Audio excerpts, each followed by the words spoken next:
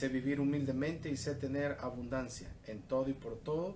Estoy enseñado así para estar saciado como para tener hambre, así para tener abundancia como para padecer necesidad.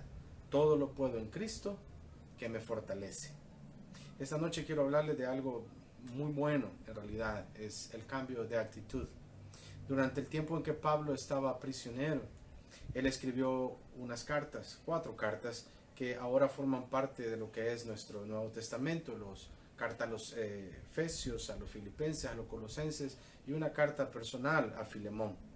Fíjese, hermanos, que vamos a analizar aquí cuáles son los mensajes principales en estas cartas. Lo normal es que un prisionero dijera algo como lo siguiente, este tipo de expresión. Un prisionero es muy probable que pudiera lamentarse y dijera: yo soy pobre, soy miserable. Pero a diferencia de eso, Pablo, estando el prisionero, él habla de una manera muy distinta. Y Pablo dice a los Efesios: soy rico y he sido bendecido con tantas bendiciones que no las puedo contar. Cuando usted lee el capítulo 1, versículo 3, usted se va a dar cuenta de esta expresión de Pablo y hace un contraste en lo normal, en la forma de expresarse de cada uno de los que se encuentran en alguna prisión o privados de libertad, la forma en que Pablo se expresa. Pablo no se expresa igual que todos. Él no dice soy pobre, mírenme, y se lamenta. No, Pablo al contrario, él dice yo soy rico y he sido bendecido con tantas bendiciones que no las puedo contar. También es muy probable que una persona privada de libertad o que esté preso, que esté cautivo, lo normal es que diga expresiones como soy la persona más desdichada, véanme a mí, estoy desconsolado, estoy llorando, todo el mundo me ha quedado mal, me ha fallado, todos me ven mal. Pero Pablo, a la diferencia, en la carta a los Filipenses, Pablo habla de otra manera. Estando él preso, Pablo dice: puedo regocijarme en todo tiempo y puedo contentarme cualquiera que sea mi situación.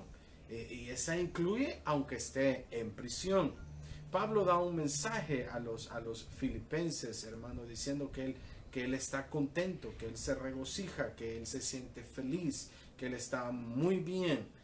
También otra expresión normal de algún prisionero puede haber sido: estoy en una necesidad muy pero muy desesperada, necesito que me saquen de aquí muy rápido, quiero irme. La vida es terrible, me ha jugado algo muy mal. Pero Pablo, a la diferencia, en la carta a los Colosenses, dice: Jesucristo es todo lo que necesito. El Señor es mi vida. Cuando usted lee los capítulos 2, versículo 10 y el 3, versículo 3, usted se da cuenta que Pablo está hablando de una manera diciendo: lo que necesito para mí es tener al Señor. Si yo tengo Señor, tengo todo. Usted puede analizar el versículo 10 del capítulo 2 y dice: y vosotros estáis completos en Él. Es decir, que Pablo considera que si tiene a Jesús con Él, no le falta absolutamente nada. Tener a Jesús es tenerlo absolutamente todo. Hay una carta personal muy interesante que le manda a Filemón.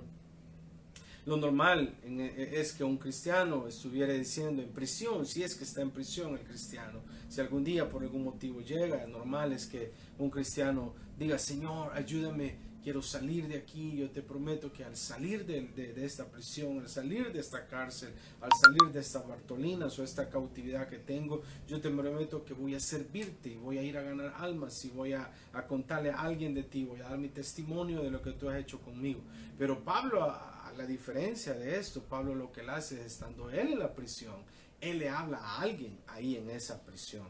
Pablo le servía al Señor aún durante su tiempo en prisión, no perdía el tiempo. Y ahí él engendró, dice, a unos hijos, entre ellos a Onésimo. Él predicó el evangelio a un esclavo, ahí, a Onésimo. Adentro de esa cárcel se lo predicó, le presentó al Señor, le habló del plan de salvación, le habló del nombre de Jesús, le dio todos los pasos necesarios para creer en el Señor. Y ese es el mensaje principal que él manda a Filemón. Es decir, que es el que nos da a entender en la carta a Filemón, porque estando él cautivo o prisionero en un lugar donde no podía movilizarse, él no pierde el tiempo y él empieza a hablar de Jesús a otras personas. Pablo no se vio a sí mismo como un prisionero. Pablo en ningún momento se considera que él está preso porque él tiene a Jesús. Y aún él estando privado de libertad, él era libre. Pablo, hermanos, les habla y se presenta de una manera muy distinta a lo que es a los romanos, aunque él sí era y estaba el cautivo, pero él no se sentía de esa manera. En cambio se veía a Pablo como un prisionero, pero prisionero del Señor Jesucristo, para hacer la voluntad de Él. Usted puede comparar el capítulo 3, versículo 1 de Efesios, con el 4, versículo 1 también. Y qué cosa más maravillosa la de Pablo, sentirse él de que él no es prisionero en sí de los hombres, él es prisionero del Señor Jesucristo. Recuerde que él estaba en este lugar por causa del nombre de Jesús. Eso es algo muy, muy maravilloso, que es lo que Pablo hacía. Él era prisionero y esclavo del Señor. La carta a los Efesios nos da un mensaje principal, y es que Pablo dice: Cristo, el Señor Jesucristo, Jesús es nuestra riqueza. En la carta a los Filipenses, Pablo está dando también un mensaje diciéndole: el Señor Jesucristo es nuestro gozo, es nuestra alegría. También en la carta a los Colosenses, Pablo está diciendo que el Señor Jesucristo es nuestro todo. La carta a los Filipenses es probable que sea la más positiva de todas las que Pablo escribió. En el capítulo 4 usted se va a dar cuenta cómo él, estando en esta condición, él estaba lleno del poder del Espíritu Santo del Señor. Él pudo hablar y pudo expresarse de esa manera porque el Espíritu Santo de Jesús mismo, que residía en él y que estaba en él, lo hacía hablar de esa manera. Una persona que tiene el Espíritu Santo del Señor nunca va a hablar calamidad, nunca va a hablar en una forma negativa, siempre va a hablar en una forma positiva, siempre va a hablar dando palabras de ánimo, dando palabras de fe. Aún así nosotros no podamos verlo, definitivamente el poder del Espíritu Santo del Señor está actuando, está haciendo algo. Aún no lo toquemos, nosotros sabemos de que hay algo especial que está sucediendo y vamos a hablar de una manera distinta. No vamos a hablar como el mundo habla, no vamos a expresarnos como se expresan, vamos a ser realistas en lo que está pasando, pero vamos a confiar en el Señor, y el Señor es el que siempre nos va a ayudar. Esta carta fue escrita a una iglesia fundada por Pablo en su segundo viaje misionero. La escribió cuando la iglesia estaba atravesando uno de los peores días de la persecución, y podemos ver cómo la diversidad de temas que Pablo enseña y adiestra a la iglesia, diciendo: el Señor Jesucristo es nuestra riqueza, el Señor Jesucristo es nuestro gozo, el Señor Jesucristo es nuestro todo. Usted puede ver específicamente en Filipenses, Pablo habla de lo alegre que debemos de estar en medio de cualquier situación, sea lo que sea que estemos atravesando o pasando. Versículo 4 del capítulo 4 dice: alégrense siempre en el Señor. Insisto, alégrense, como lo habla la Nueva Versión Internacional. La Reina Valera dice: regocijaos en el Señor. Nuevamente os digo, regocijaos. Es decir, gocémonos, alegrémonos, estemos felices, tenemos al Señor con nosotros. Nosotros, lo que creemos en Él, tenemos una esperanza diferente, tenemos una certeza de que algo mejor está por venir, porque tenemos al Señor con nosotros. Unos personajes muy interesantes, hermanos, por ejemplo, José. ¿Qué hubiera sucedido si José se hubiera quedado todo el tiempo llorando en aquella cisterna donde lo metieron sus hermanos? Si se hubiera puesto a llorar y a sentirse él, a lamentarse y la calamidad cuando fue llevado a la cárcel. Si hubiera decidido tener una mala actitud José y no perdonar a sus hermanos. Quiero decirle que incluso el libro del Éxodo no se hubiera podido escribir, porque el primer capítulo del Éxodo inicia con el perdón a sus hermanos, es decir, hablando y mencionando cada uno de los nombres de los hermanos de José. David, por ejemplo, pudo haberse sentido decepcionado porque su mismo padre tuvo una mala actitud para con David. Ni lo manda a llamar cuando el profeta llega a querer ungir al siguiente rey. Al ver la actitud pesimista de su hermano Eliab, hermano, en primer libro de Samuel 17:28, cuando le dice: ¿a quién has dejado aquellas pocas ovejas. Es decir, ¿qué estás haciendo tú aquí? Tú eres un cuidador de ovejas, tú no eres alguien que tiene que estar en el campo de batalla. David tuvo dos opciones: o él pudo contestar mal y dejar que la ira, la molestia, las ganas de desquitarse o decirle sus verdades a su hermano se apoderaran de él, o contestar bien y dejar que el Espíritu Santo, el Señor, obrara en él. Faraón, por ejemplo, el capítulo 14, versículo 5, cuando le anunciaron al rey de Egipto que el pueblo había huido, Faraón y sus siervos cambiaron de actitud hacia el pueblo y dijeron: ¿qué es esto que hemos hecho? ¿Que hemos permitido que Israel se fuera dejando de servirnos? El cambio de actitud va a ser para algo bien, el cambio de actitud va a ser para algo mal. El Señor Jesucristo, el mejor ejemplo de todos siempre, hermanos. En medio de las pruebas, el Señor Jesús fue paciente. En medio del sufrimiento, Él estaba lleno de esperanza. En medio de la bendición, Él fue humilde. Incluso en medio de la burla, el abuso y la hostilidad que Él recibió, Él no respondió nunca negativamente ni con maldición. Nunca amenazó, sino que encomendaba la causa al que juzga, hermanos, justamente.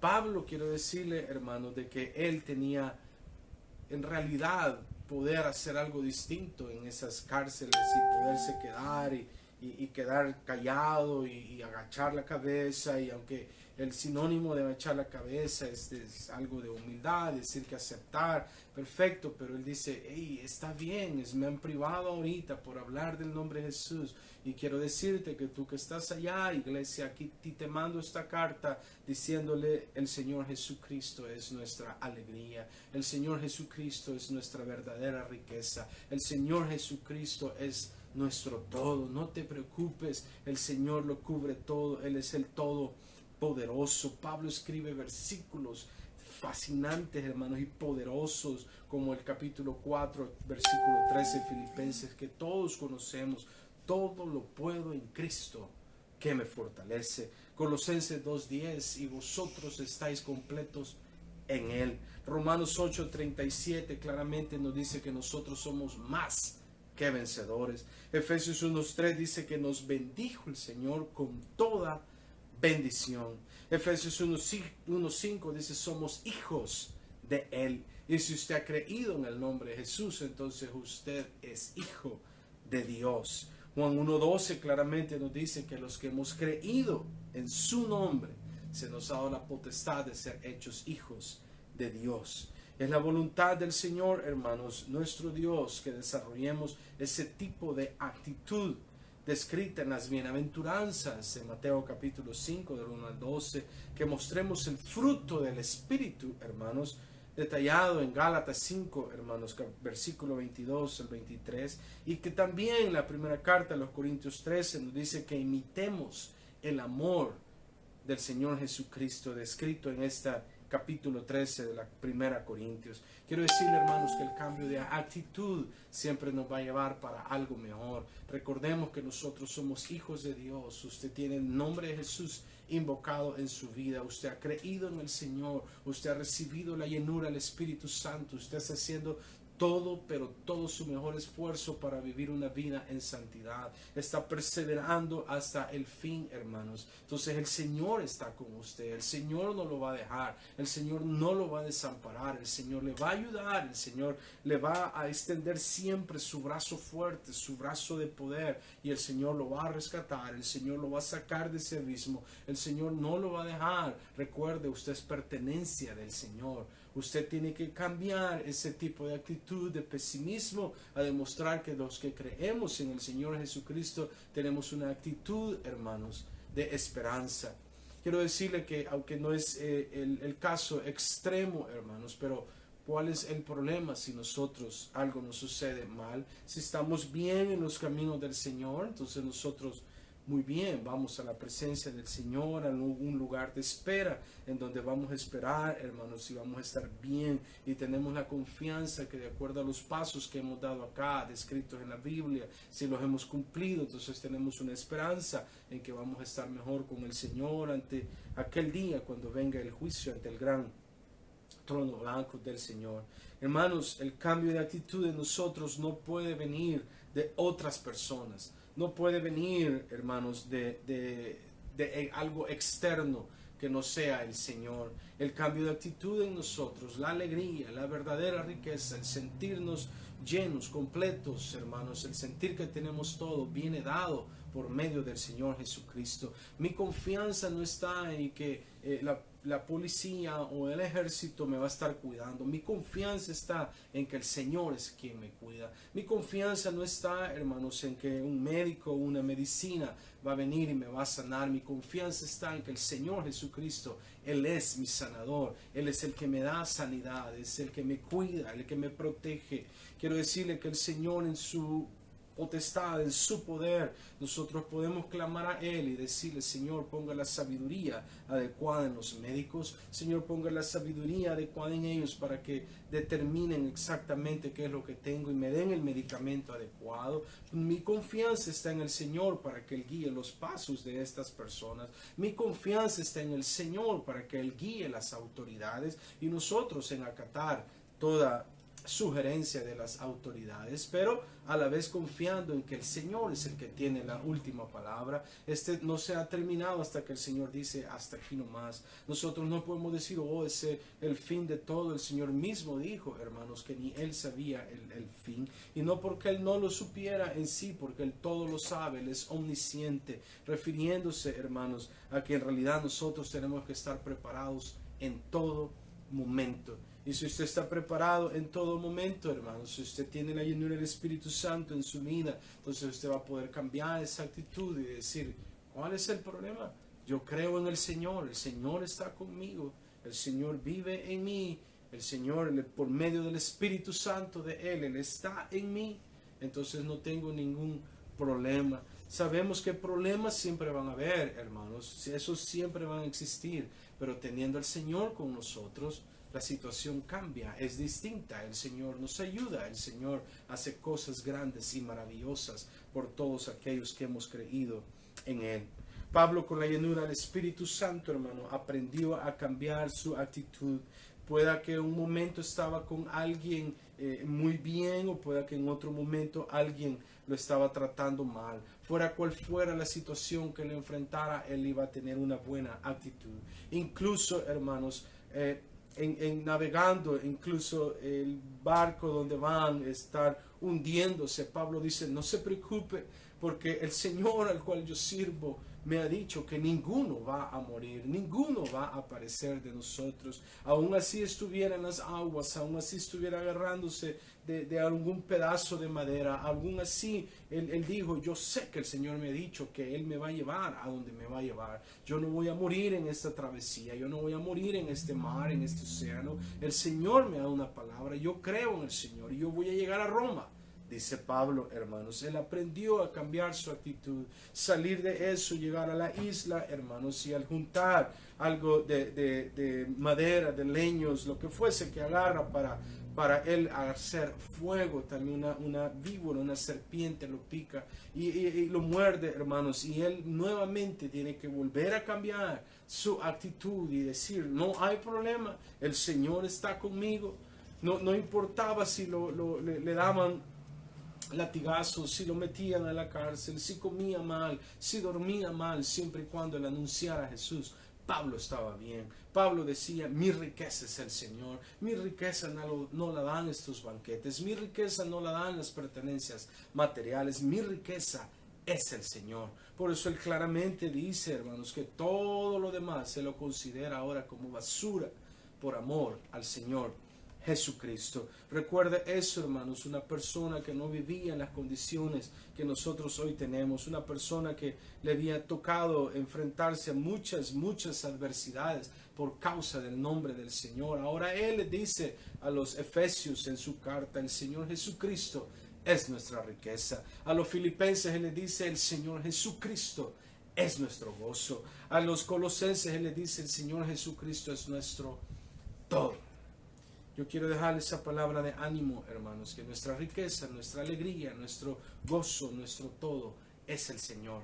Confíe en el Señor siempre, en todo momento. Clamemos al Señor, oremos al Señor que Él ponga sabiduría en los gobernantes, en nuestras autoridades, incluso en los líderes de nuestra iglesia, hermanos, para que ellos sepan guiarnos de la mejor manera. Oremos por cada uno de nosotros, por cada uno de los padres que están en un lugar tratando de pastorear a lo que es su familia, por cada uno de los personas que manejan el comercio y la empresa privada y por todos los países del mundo donde puede haber algo malo, donde puede haber adversidad para ellos. Hermano, recuerde usted, estamos donde estamos ahora porque el Señor nos tiene como Él nos tiene.